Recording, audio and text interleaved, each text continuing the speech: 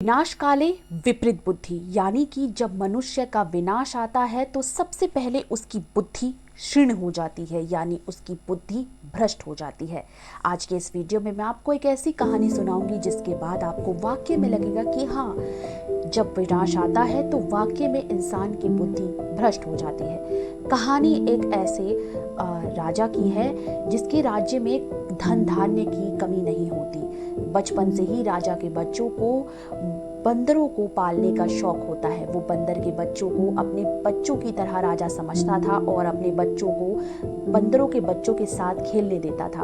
उसके बच्चे राजकुमार, 3 राजकुमार बंदरों के झुंड के साथ खूब खेलते थे, उनके साथ बैठते थे। वो झुंड भी खूब उनको हंसाता था, उनके साथ खाते थे, जिस वजह से बंदरों में और उनमें एक अजीब सी दोस्ती हो गई और दोस्ती समय के साथ साथ और गहरी होती गई। इस तरह से राजकुमार धीरे धीरे बड़े हो गए और एक बार की बात है जब अचानक से उस बंदरों के झुंड में से उनका मुखिया निकला और उसने उस सभी बंदरों को कहा कि काफ़ी समय हो गया है, हम यहाँ पर जब से आए हैं तब से हम इस पिंजरे में रहते हैं और हमें जब राजकुमार को हमसे मन होता है खेलने का तभी हम यहाँ इस पिंजरे से बाहर आते हैं। अब यहाँ पर बंदरों के जो राजा थे उनका मन था कि वो भी स्वतंत्र होकर अपने जंगलों की तरफ जाएं और अपनी ज़िंदगी अपने तरीके से जिएं। वो अक्सर पिंजरे के बाहर देखते थे, महल के बाहर से उन जानवरों की ज़िंदगी, पंछियों की ज़िंदगी देखते थे जो सुकून में थी। और इस तरह से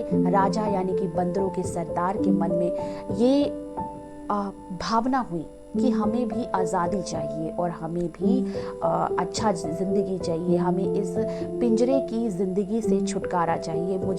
मैं पेड़ों पर कूदना धीरे धीरे भूलता जा रहा हूँ, मैं वनों के कड़वे फल खाना चाहता हूँ, मैं वनों में रहना चाहता हूँ। तो ये सब प्रस्ताव जब उसने अपने सेना के पास रखा तो बंदरों की जो सेना थी उसने अपने जो गुरु था उनका अपमान किया और कहा कि ये राजसी ठाट बाट और पकवान छोड़कर मैं आपके साथ वनों में नहीं आऊँगा। सारे एक के बाद एक जो वानर थे वो सभी अपने जो गुरु है उसका अपमान करते हुए उसे धिक्कारते हुए कहने लगे कि आप हमें गलत रास्ता दिखा रहे हैं और हमें उस वन के अंधेरे में और कड़वे फलों को खाने के लिए लेके जा रहे हैं जहां हमें इस तरह के मीठे पकवान और बैठकर आराम नहीं मिलेगा। जिसके बाद आराम और मीठे फलों की चाह में वो सभी उस महल में रुक जाते हैं। तो वहीं बंदरों का जो मुखिया होता है वो मौका देखते ही वहाँ से भाग जाता है। अब यहाँ पर वो जाते जाते बस एक ही बात कहता है कि अगर कोई जाना चाहे तो मेरे साथ जा सकता है, समझने की कोशिश करो। राजा कोई भी हो एक ना एक दिन अपनी स्वार्थ की पूर्ति ज़रूर करता है और मुझे अभी से कई चीज़ों का आभास होने लगा है। मुझे ऐसा आभास हुआ है कि ज़रूर भविष्य में राजा ने जो हमारे साथ हमें पाला है इसके पीछे भी राजा की कोई ना कोई मंशा ज़रूर होगी। मगर सभी गुरु की बात को नज़रअंदाज कर देते हैं और जितने भी जो बंदरों के झुंड में जो सदस्य होते हैं, बंदर होते हैं, सेना होती है, वो सभी उसकी बातों को मानने से मना कर देते हैं और अपने अपने रास्ते पे चल पड़ते हैं और अपना दिनचर्या जैसे थी वैसे जीने लगते हैं। 2-3 दिन पर दिन बीतते जाते हैं और उसके बाद कुछ दिन बाद अचानक से महल के अस्तबल में आग लग जाती है, शाही अस्तबल में आग लग जाती है, जिसके बाद वहाँ चारों तरफ हाहाकार मच जाता है। राजा के घोड़े बहुत बुरी तरीके से जल जाते हैं, जिसके बाद राजा को अपने घोड़ों को बचाने की चिंता हो पड़ती है। राजा राजवैद्य को बुलाते हैं, जिसके बाद राजवैद्य उन्हें बताते हैं कि महाराज अगर आपको अपने घोड़ों को बचाना है तो आपको उन्हें बंदरों की चमड़ी का लेप लगाना होगा। जिसके बाद ये सुनते ही जैसे बंदरों की सेना में हाहाकार मच जाता है, सभी पिंजरे में भागने लगते हैं, दौड़ने लगते हैं और वहीं महाराज अपने मंत्रियों को हुक्म दे देते हैं क्योंकि उनके लिए घोड़े उस वक्त बहुत ज़रूरी थे, क्योंकि राजा को युद्ध में घोड़ों की हमेशा से आवश्यकता थी।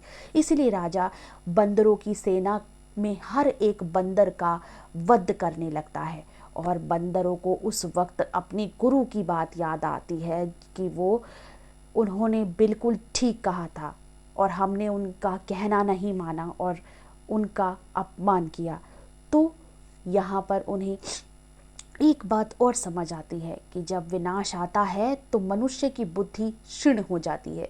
यहाँ पर उन्होंने मरते मरते बस एक ही बात कही कि हमारा विनाश तय था, इसीलिए हमारी बुद्धि भ्रष्ट हो गई थी। हमने लोभ और लालच किया और अपने गुरु का अपमान किया। अगर हम मौका रहते उनके साथ चले जाते तो आज हमारी जान बच जाती। तो इसीलिए किसी भी लालच और का अंत हमेशा बुरा होता है, यानी कि और अपने गुरु का अपमान करना भी हमेशा हानिकारक होता है। ये कहानी सीख देती है कि जब मनुष्य का विनाश आता है तो उसकी अकल पर पर्दे पड़ जाते हैं। उसे बड़ों की बात हो या कोई भी इंसान सही राय भी दे तो उसे बुरी लगती है। इसीलिए विनाश काले विपरीत बुद्धि।